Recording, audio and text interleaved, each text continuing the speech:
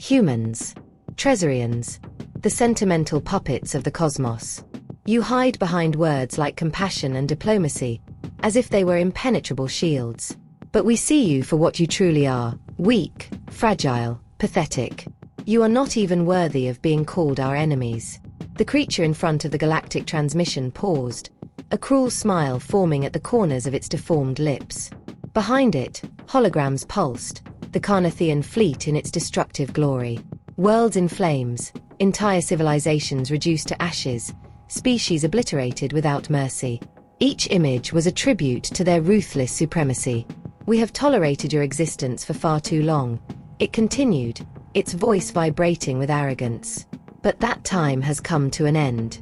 You have a single solar cycle to send your best warriors. Send us your champions. Let us test the fiber of your species against the fury of the Carnathians.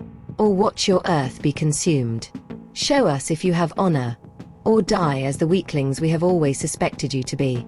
With one last look full of scorn, the transmission ceased, and humanity plunged into a deathly silence. High above Earth's orbit, within the celestial fortress Atlas, the summit of global leadership convened. The tension in the room was palpable. Hardened generals, aged diplomats, and war strategists exchanged grave looks. The threat was real. Never before had Earth faced an enemy like the Carnathians, a galactic empire with millennia of domination, invincible, insatiable. Seated at the head of the table, General Arthur Helgrim, a veteran of countless campaigns, bore the weight of centuries of hope upon his bowed shoulders. This is not just a war. It is a spectacle. A message of subjugation. His voice was hoarse, ravaged by time. The advisors argued frantically, proposals of treaties, planetary evacuations, or even a surprise attack. But a silent group knew there was no room for diplomacy. Not now. Then, from the back of the room, a firm and unwavering voice rose. Commander Cale Draven, leader of the legendary Star Lance Unit, strode across the hall with heavy steps. His mere presence silenced the room. Tall, imposing, forged in battles and glory, Cale personified the indomitable spirit of Earth. "We will not retreat," his voice sliced through the silence like a blade of steel. "That is what they want. For us to kneel, to accept our fate as slaves to fear. But we are not slaves. We are Earth. And we resist." "You are right, Commander," Helgrim replied firmly. "The time has come to strike back. We will aim for the heart of the enemy. We will remind them that we, too, know how to send messages." All eyes turned to Cale. His team, chosen from the most exceptional warriors the planet had ever produced. A squad trained for decades, prepared for the inevitable confrontation with a full-scale alien threat. Lieutenant Arik Volstan, a brilliant strategist whose mind could shape battle scenarios in seconds. Sergeant Daek Morn, brute strength incarnate, a titan driven by absolute loyalty. Specialist Lynx Vera, the phantom sharpshooter, deadly and silent as the void. They were not just ready. They were born for this moment. "We will give them what they do not expect," Cale said. "They foresee fear. They will receive fury." In the command room, there was no applause. Only silence. A silence that precedes great storms. Helgrim met Cale's gaze with eyes hardened by war. "You will lead the offensive, Commander. The mission: infiltrate Zarnak Thul, the capital of the Carnathians. Eliminate their leaders. Destroy their chain of command." Cale nodded firmly, his focus already beyond the room. This was not just a counterattack. It was a war cry. A declaration of existence. Earth would not beg for mercy. It would fight for its place among the stars. At the end of the meeting, Cale exchanged a look with General Helgrim. "They will regret provoking us." The old general responded with a solemn smile. "I know they will, son." That night, as the Star Lance unit prepared for the transdimensional jump, Cale watched the stars through the window of the decompression chamber. Beyond the silent darkness lay Zarnak Thul, and with it, the sovereign who had dared to call humanity cowardly. The passage through the Emerald Vortex was brief, but brutal. For Earth's elite, it was just another step. But the cost of the journey felt etched into their bones. Cale fell to his knees as they emerged onto the hostile soil of Zarnak Thul, the heart of the Carnathian Empire. The planet seemed to bleed in shades of rust red. Obsidian towers rose like black spears, and the atmosphere pulsed with an oppressive energy, almost alive. Lieutenant Arik adjusted his helmet visor, already processing dozens of infiltration routes. "We have to move fast," he said. "The planet's sensors will detect our arrival soon." Kale nodded, meeting his warrior's eyes with conviction. "We advance in silence. No margin for error."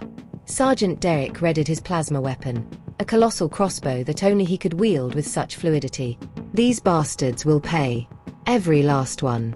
Beside him, Lynx Vera positioned herself without a word, her eyes scanning the horizon with lethal precision. Liochin was already examining the terrain ahead, his pulse rifle adjusted to maximum output, his pale eyes like ice, dull, unwavering, unhesitating. They moved through the dense shadows cast by a colossal wall, the outer barrier of Zilsaratha's citadel. The black stone of its structure seemed to swallow the surrounding light, as though it were made of solid night. But that fortress was not just a palace. It was a brutal statement of Zephyrian dominance. Every angle of its angular, pulsing architecture screamed arrogance. Every sinuous curve, every sharp tower, seemed to whisper to the invaders, "You do not belong here." Yet, the Alpha Squadron remained unwavering. Moving as a single organism, they advanced beneath the suffocating darkness. The air in Zilsarath was thick, almost viscous, as if each breath was an act of defiance against the oppressive atmosphere. Andre Russell led with unwavering determination. His hardened muscles moved in harmony with the tactical advance, while his visor streamed real-time data. The team remained synchronized, but their eyes were fixed on the ultimate goal, the throne room. Then, a faint glimmer cut through the gloom.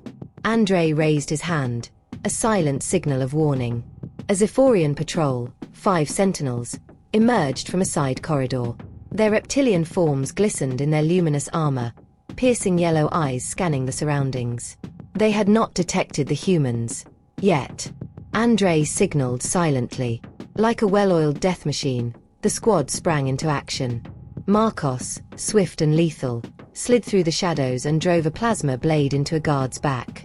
Grizzly, with hands like hydraulic presses, crushed another as if he were made of paper. Chuneva, the Phantom, dispatched 2 targets with dry, precise shots before their bodies even hit the ground. In less than 10 seconds, the corridor was cleared. They advanced towards the palace's outer wall.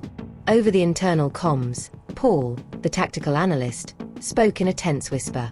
"We're within range of the main sensors. They'll detect us soon." Andre clenched his jaw. "Not yet. Only after we step into the throne room."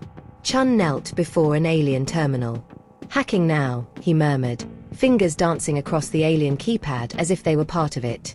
Within seconds, Zephyrian security systems were neutralized. The breach was narrow. Time was short. They crossed the gleaming courtyard, now deserted, until they reached the doors of silence, colossal, ancient, sealed by layers of living metal. Grizzly positioned himself, carefully placing detonators at precise points. Controlled explosion. Quick. Silent. The impact tore open a passage. But before they could take a breath of relief, the silence was shattered by a piercing, guttural scream. Zephyrian elites emerged from the abyss, creatures even larger than the sentinels before.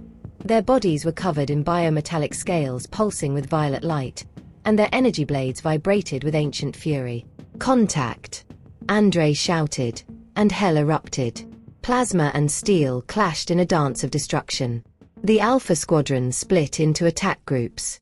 Andre weaved between enemies, his blazing blades carving a path with superhuman precision. Paul barked instructions between precise shots, mapping every weakness. Grizzly crushed shields and skulls with his armored fists. Chun, positioned on an elevated arch, provided lethal cover with pinpoint accuracy. But the enemies were formidable. Each Zephyrian elite fought with the rage of 1,000 generations. They were fast, strong, almost inhuman. Andre then found himself face to face with a commander, much larger than the others. His crimson eyes glowed like embers, and his sword was twice the size of any human weapon. They locked eyes. The alien struck with fury. The impact forced Andre back 2 steps, the reverberation of the blow coursing through his arms. This was no mere soldier. This was a champion. The commander laughed in his rough, alien tongue. Wretched primitives. You came crawling to your death. But Andre did not reply with words. He replied with steel. He dodged the second strike with almost impossible fluidity and, spinning, plunged his plasma blade into the creature's chest. Not today. The commander collapsed to his knees, the light fading from his eyes. The doors were now littered with bodies. The air carried the stench of hot blood and the hum of twisted metal. But the Alpha Squadron still stood. Exhausted. Yes. Wounded. Certainly. But alive. Unyielding. Andre wiped the blood from his blade and looked at his team. Beyond the next door lay the end, the throne of Zilza, the tyrant of Zephorias. Let's finish this. His voice was low, firm. And as one, the squad answered with a roar. There was no longer room for fear. Only for glory. The throne room doors opened with a groan of anguish. There it stood. The Hall of the Oppressed. Vast, cold, with cracked obsidian pillars and ceilings that seemed to devour the light. Upon a throne of alien metal, fused with the remains of extinct species, sat King Zilza. His cobalt blue armor gleamed under the dying red glow of Zilcerata, his withering star. Malice burned in his eyes as he regarded the intruders who had dared breach his fortress. Behind him, the charred remains of his council littered the floor, silenced by the advance of the Alpha Squadron. Zilza rose. A colossal monster. His throne cast a monstrous shadow across the hall. He was larger, more imposing, more terrifying than anything they had faced until now. Then he spoke, and his voice was like distilled poison. The cowards have finally arrived to die. Conclusion of the battle. The fall of Zilza. Andre stepped forward, his eyes locked on the throne. No more words.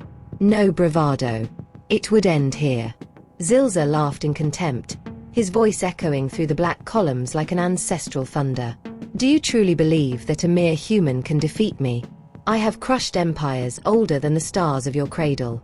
You are nothing. With a roar that seemed to shatter reality itself, Zilza brandished his colossal energy sword, a living blade, pulsing with primal power, warping the air around it with sheer violent energy. Andre raised his plasma sword. Small. Human. Almost modest compared to the monstrosity wielded by the alien king. But his eyes did not waver. Zilza struck like a falling comet, his blade tearing through space with titanic fury. Andre dodged at the last instant, the attack smashing into an obsidian pillar, reducing it to dust. In a swift counterattack, Andre aimed for Zilza's exposed flank, but the king blocked it with a surprisingly agile rotation for his massive size. The final duel had begun. They clashed with the violence of warring gods. Every strike from the alien king was an earthquake. But Andre was speed and precision. He slid, retreated, tested openings, delivered surgical strikes. Around them, the Alpha Squadron fought in deadly silence. Paul and Chun executed the last remaining guards with brutal efficiency, while Grizzly held the line, grappling with the towering Zephorian giants using sheer physical might. But the battle that embodied the war was the duel at the center of the hall. Zilza smiled, despite his bleeding wounds. You fight well, for a human. But that will not be enough. Andre did not answer. He only moved. A step to the left, drawing Zilza's guard. Then, in a flash, he spun and drove his plasma blade into the king's abdomen. Zilza grunted, pain twisting into rage. His once impeccable armor was now cracked, smoking, slick with alien blood. You've already lost, Andre murmured, firm. In a final, desperate attack, Zilza roared and lunged with all his might, his strikes erratic, savage. Andre stepped back, dodged, waited, and found the opening. With a precise slash, he struck the king's leg, severing the limb in a grotesque snap. Zilza collapsed, screaming, his sword slipping from his hand as the alien steel throne witnessed his ruin. Andre approached, relentless. Zilza, defeated, stared up, and his once burning eyes of hatred now trembled with fear. You cannot, he stammered, choking on his own pride. I am a king. I am invincible. Andre raised his sword one final time. Not anymore. With a final gesture, he shoved him to the ground, making the alien king roll like a wounded beast across the cold stones of his own throne room. Silence. The Alpha Squadron surrounded Andre. The palace was quiet now, only the sound of heavy breathing, the scent of blood and metal lingering in the air. Grizzly crouched beside Zilza, nudging him with his foot. Doesn't seem so powerful now, does he? The remaining Zephorian soldiers, those still alive, watched in stunned silence, paralyzed by horror. Their king, the symbol of their supremacy, lying like a broken animal before the eyes of his own troops. Andre looked at them, then at his comrades. "Let them see," he murmured. "Let everyone see what happens to those who threaten us." No one moved. No one dared respond. The illusion of invincibility had shattered. Andre released his hold on the fallen king. Zilza remained there, groaning, a miserable spectre of the power he once wielded. "It's over," the captain said, his voice low and grave. "For you. For your empire." As they made their way to the extraction point, Andre looked one last time at the ruins of the Zephorian Empire, the fractured remnants of a civilization that had, for centuries, ruled through terror. But this was the end. They had won. Humanity had won. And as the transport ascended through Zilzaratha's crimson skies, Andre, in silence, let himself be carried by a bittersweet feeling. It was not just a victory. It was a promise fulfilled.